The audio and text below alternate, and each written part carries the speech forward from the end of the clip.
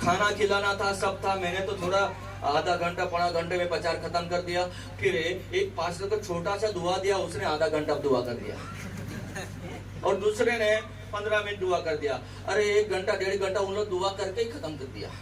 तो मैं भी सोचने लगा, ऐसे भी आत्मा अगुवाई देती है क्या?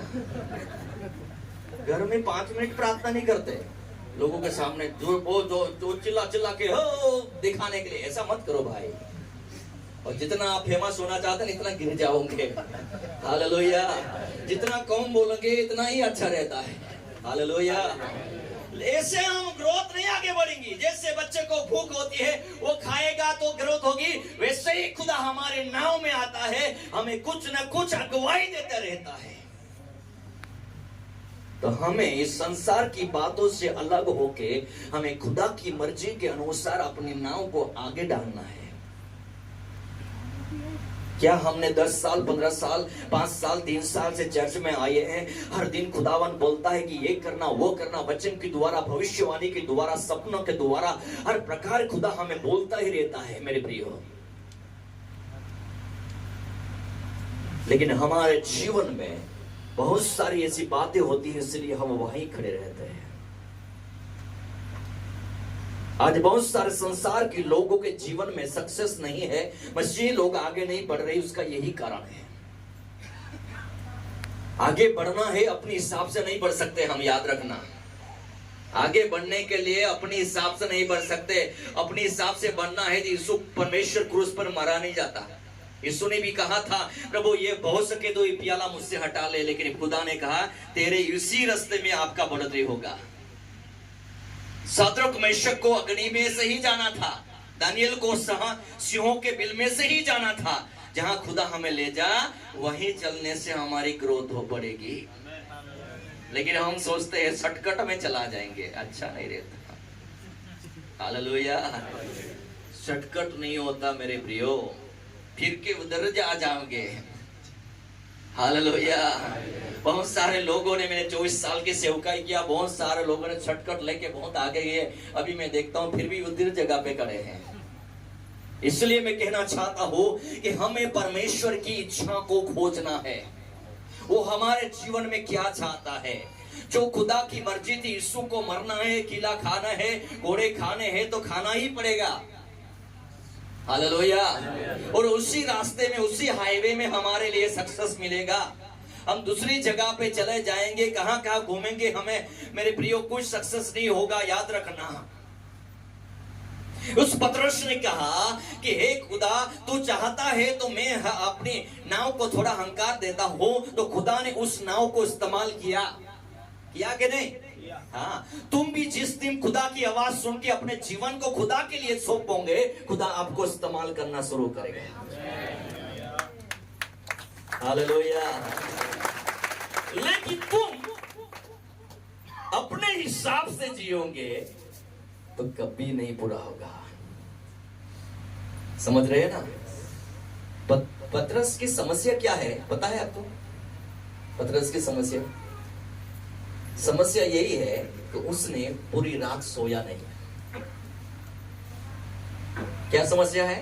पूरी रात सोया नहीं है। उसने पूरी रात मछली पकड़ा है, और पूरी रात मछली पकड़ने के लिए वो सोया नहीं। पूरी रात जाल डालता सबको तो उसने मेहनत किया, पूरी रात सोया नहीं, एक भी मछली नहीं आई। सुबह में कोई आके कहता है भाई तेरी नाव में मुझे बैठना, थोड़ा आगे हम कर दे, गुस्सा आएगा ना? स्वाभाविक है गुस्सा आएगा। यार पूरी रात सोया नहीं, एक मछली नहीं आया, सुबह में वो भी दिमाग खराब करने के लिए आ गया, ऐसा बोल सकते हैं लोग? हाँ बोल सकता है।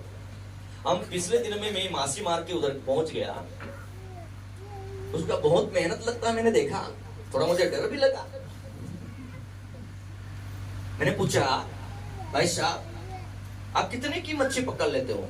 तो बोला पास्टर जी हम जिस मच्छी को पकड़ते हैं वो हमारे लिए बेस्ट मच्छी है। मैंने कहा अच्छा। मैंने बोला उसका कितने में आपको वो मच्छी मिलती है? तो बोला पास्टर जी 1 किलो का 4,500 रुपया मिलता है। मैंने बोला ऐसे कैसे मच्छी पकड़ते आप, जो 4,500 में मच्छी मिलती है? बोला अच्छी बात है। फिर उनके साथ बात किया, उसके नाव में मैंने समुद्र में गया, बहुत सारी बातें किया। तो वो लोग बोले पास्टर जी आपको हमने ऑनलाइन यूट्यूब पे देख के हम आपको बुलाया, हम पूरे 6 दिन तक समुद्र में ही रहते हैं, खाना वाना सब हमारे नाव में लेके चले जाते हैं, पूरे 6 दिन तक उधर रहते हैं और 7वें दिन घर पे आते हैं। नींद आती है क्या? तो बोला 6 दिन हम समुद्र में रहते हैं और 6 दिन का हमारी नाव का डीजल नाव है ना, तो डीजल का और हमारे मजदूरों का 50,000 का खर्चा होता है। 6 दिन में 50,000 60,000 का हमारा खर्चा होता है। मैं भी सोच में पड़ गया, वो 6 दिन में 50-60 हजार खर्चा करके मच्छी पकड़ने जाते हैं। तो मैंने बोला अभी मच्छी नहीं आई तो बोला हम ऐसी मच्छी पकड़ते हैं, खुदा की दुआ से प्रार्थना करके जाते हैं, तो जिसका 1 किलो का उसका 4,500 मिलता है। कभी कभी हमको एक ही दिन में 15 लाख की मच्छी पकड़ के हम लाए थे। कितने लाख की? 15 लाख की। मैं बोला प्रभु धन्यवाद। फिर वो मच्छी मार मुझे बोल रहे थे पास्टर जी आप लोगों का तो खेती है, आपको साल में एक बार, हमें तो पहली बारिश से इनकम शुरू हो जाता है, हमारी खेती पहली बारिश से ही शुरू हो जाती है। हालेलुया। तो मैंने बोला आप, हमारा गांव का नाम भी मच्छीवाड़ है और हम भी सब मच्छी लोग हैं। 3-4 परिवार मेरे चर्च में आते हैं, अभी मच्छी का कोई टेंशन नहीं रहा। Hallelujah hallelujah. मेरे कहने का मकसद यही है कि ऐसी मेहनत होती है जिस पतरस ने किया होगा, क्योंकि वो भी मच्छी मार थे, उनका कोई और बिजनेस नहीं था, बस झील में समुद्र में पूरा रहना रहना रहना रहना, बस उससे घर गुजरान चलता था। और वो यीशु को नहीं जानते थे, याद रखना वो यीशु को नहीं जानते थे। अचानक से प्रभु यीशु उसके पास आया ना, अचानक से आया और पतरस से कहना लगा हालेलुया हालेलुया,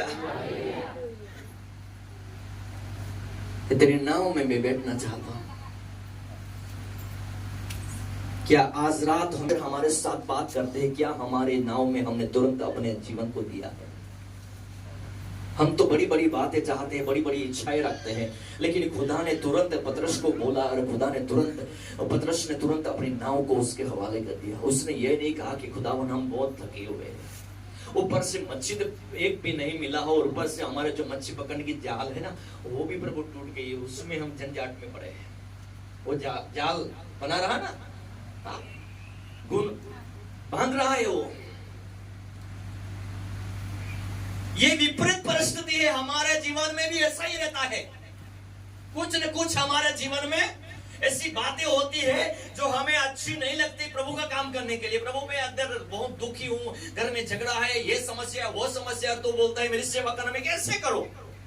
वैसे ही बात ये पतरस के जीवन में भी थी कि पूरा परेशान है। बाइबल में ये तो नहीं लिखा है, लेकिन समझ सकते हैं पूरी रात मेहनत करके। वही पूरी रात मेहनत करता है जिनको बहुत जरूरत है।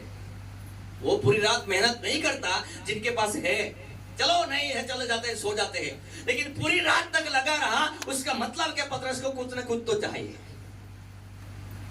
हालेलुया। मेरे कहने का मतलब यही है कि हमारे जीवन में खुदा हमें बात कर रहा है।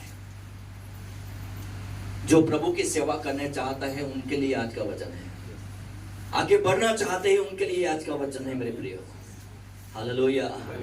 हमारे जीवन की नैया को परमेश्वर हमें पसंद किया है मेरे प्रिय। वो हमारे जीवन में पवित्र आत्मा की द्वारा, वचन के द्वारा, हर प्रकार के द्वारा वो बोलता है। उसी दिन हमारे जीवन को हमें परमेश्वर की जगह पे खड़ा करना है। हालेलुया। मेरे प्रियो, मैं जब सेवकाई भी नहीं था, मैं जो कुछ कमी नहीं थी, मेरे पास सब कुछ था, लेकिन एक दिन खुदा ने मुझसे आवाज दिया कि मैं चाहता हूं कि तुम मेरी सेवकाई करे। तो मैंने सब कुछ छोड़ के खुदा के साथ आ गया। तो बहुत लोग ये कहने लगे कि अरे तेरे पापा के पास इतना ज्यादा जमीन है, सब कुछ है, अब बाइबल लेके हालेलुया हालेलुया करते पड़ते हैं, वो इतना दिक्कत है, क्या खोट थी तुझे सेवा करने के लिए? मैंने बोला खोट क्या थी मुझे पता नहीं, लेकिन खुदा जब जब मैं दुआ करता, जब जब मैं चर्च में जाता, प्रभु की वचन के द्वारा, भविष्यवक्ताओं के द्वारा मुझे यही बोलना जाता था कि तुझे प्रभु बुला रहा है। और मैं भी जब प्रार्थना करता था, मेरे जीवन में मुझे चैन नहीं आता था मेरे प्रभु के सेवकाई के लिए, आगे बढ़ने के लिए। तो एक दिन मैंने खुदा से कहा, खुदा मुझे महीने में 200 रुपया भी मिलेगा ना, जेब खर्च और खाना तो कहीं भी मिल जाएगा, हम तेरे लिए अब सब कुछ छोड़ के आना। मैं आ गया। जब सेवकाई में था नहीं था, उस महीने में हर महीने 2 जोड़ी या 3 जोड़ी में कपड़ा लेता था। जब सेवा में आ गया, क्रिसमस के दिन भी किसी का दूसरे का कपड़ा पहन के नया साल मनाया था।